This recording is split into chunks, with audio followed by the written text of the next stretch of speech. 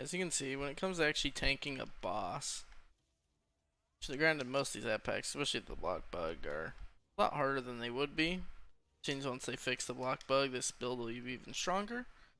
But as you can see, this is completely sustainable. Tons of self-healing, like we're getting ourselves over 4k HPS just by doing this. Like, got tons of extra self-healing, keeping aggro. Sustain is beautiful. Like, once we get it down, it's the same thing for everything. Like, get down, this thing really starts pumping out. And we'll get a little low when we have to go on our ice bar, but that's okay. It's just there to help supplement some stamina sustain. You can turn off Tri-Focus if you want. I think it's pretty nice though. So it's because you can do this and give yourself a big 11k damage shield and slap on your own shield for an extra 25k, or how can we get that 26.9? Like, hell yeah. Like, I mean, that's great.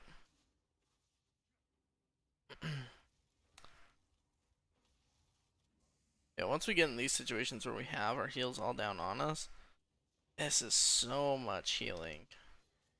So much healing. It's actually impressive how much this thing can heal. It starts going, it goes. A lot of it's ground hots that will also like heal allies. Like, so this circle from the spider, my ritual, blood altar, will all also heal allies, and so that's what really adds to like the power of this. Being able to shield most of the damage, you're able to give your team minor sorcery. Yeah, this is just, you don't want to let these guys kill me now. It's been 2 minutes, so I feel like that's plenty. Yep.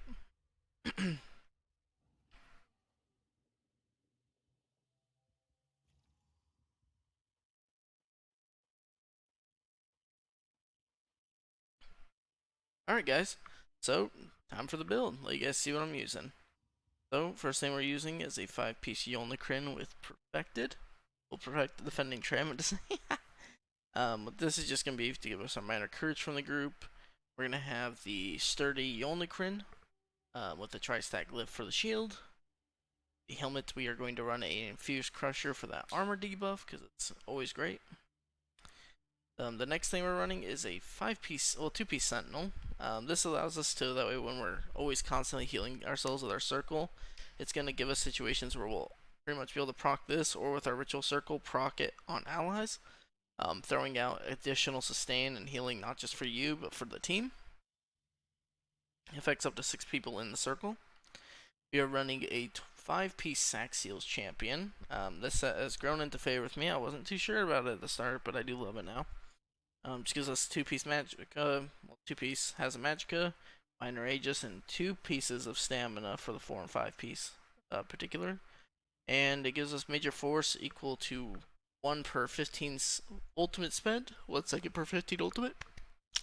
This increases our critical damage done by 12%, which adds to the modifier, but if anyone goes over the 100% critical point for their modifier, it's just a flat 20% boost to their crit damage. Super good. On our armor, it's all health. Just run all health jewelry. That's fine. You can run a couple tri-stat on the helm, shoulder, and not shoulder, helm, chest, and legs if you want. But I don't really think that's necessary. I also run all 3 Magicka recovery glyphs because we don't need block cost reduction. We have really high sustain.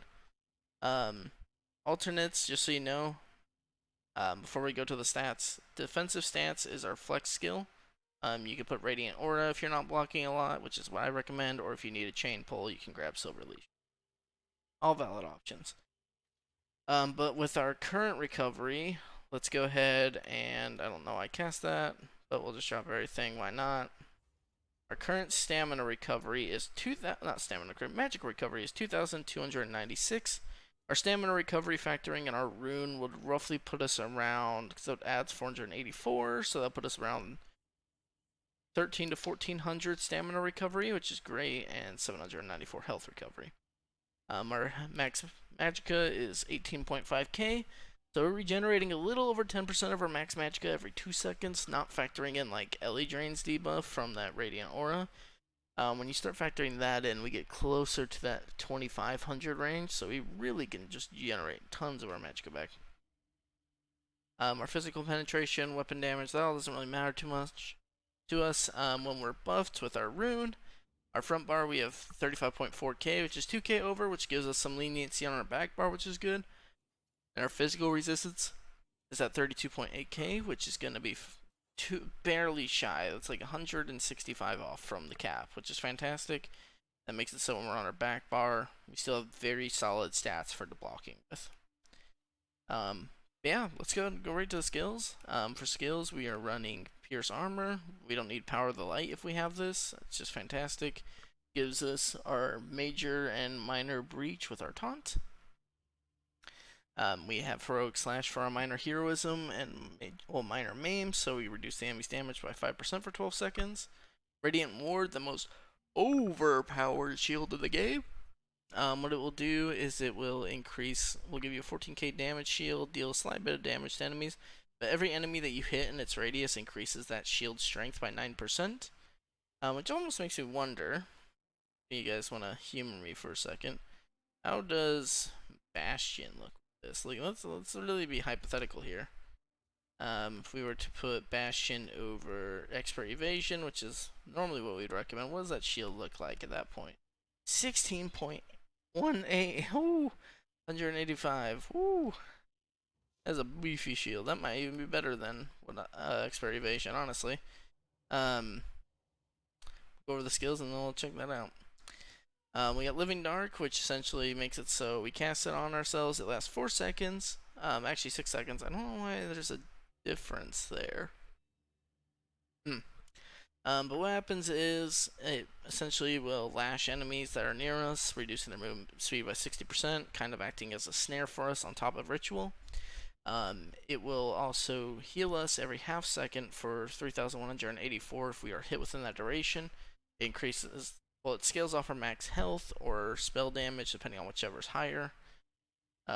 Radiant Aura, which will give us our minor recoveries for all 3 of them, so it'll increase all of our recoveries by 15% on top of our potion, adding an additional 30%, so that's fantastic to use.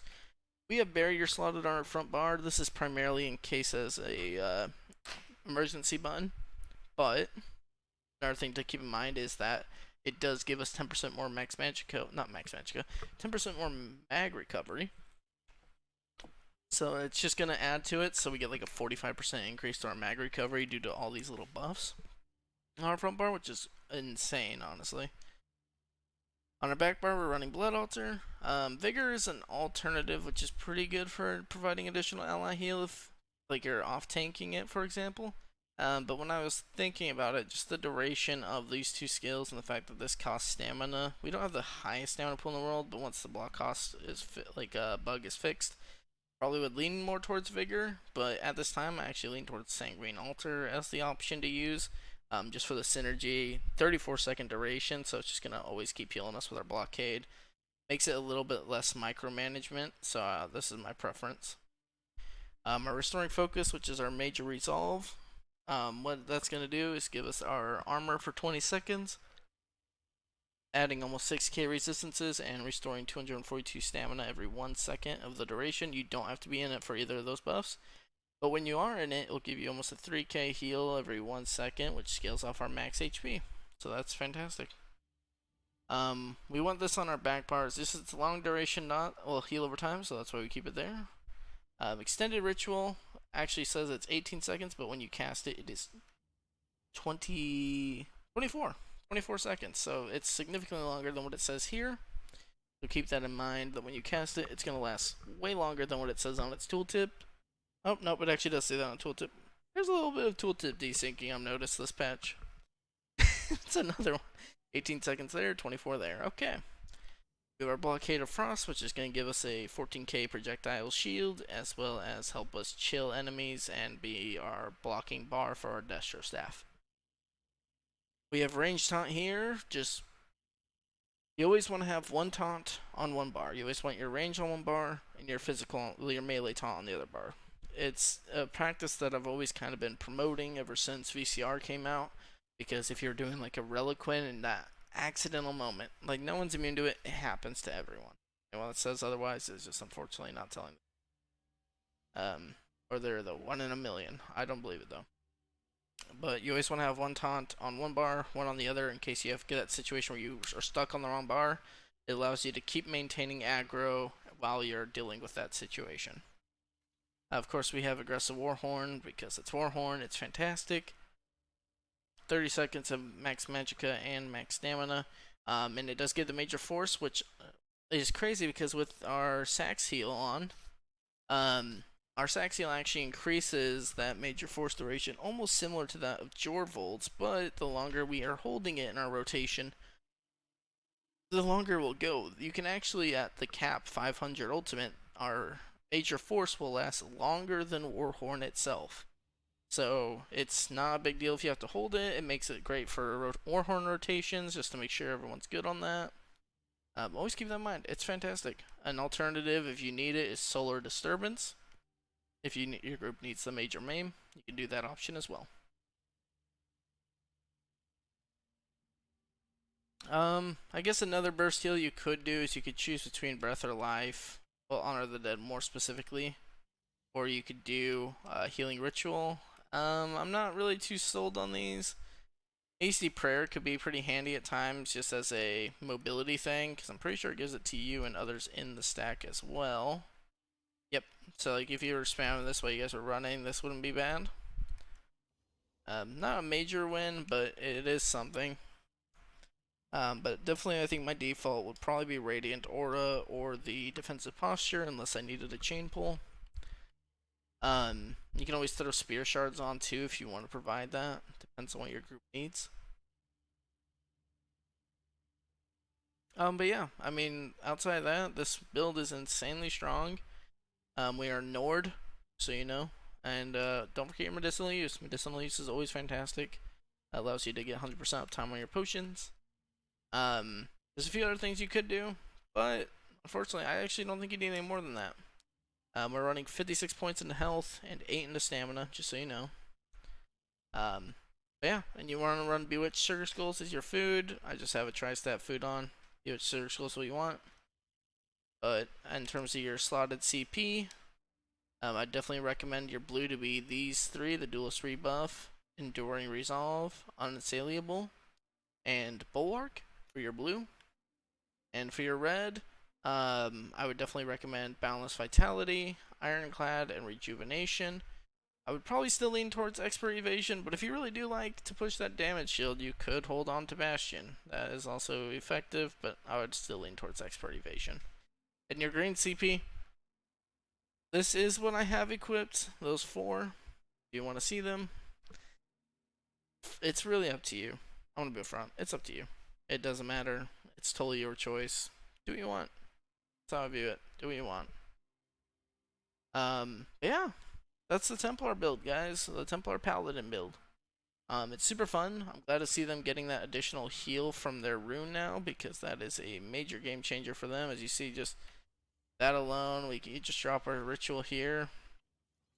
Oh yeah, that's almost, I'm seeing 3k, 3k, 3k. Like that adds up quick. So I hope you guys enjoy. If you do, please leave a like, comment, and subscribe. I'd really appreciate it. Shout out to Foxhorn Gaming on Twitch. I also started doing a little bit more Twitch at Stixiest Gaming, twitch.tv/Stixiest Gaming. Outside that, you'll see me in my core runs on Saturday, Sunday. And yeah, hope you enjoy.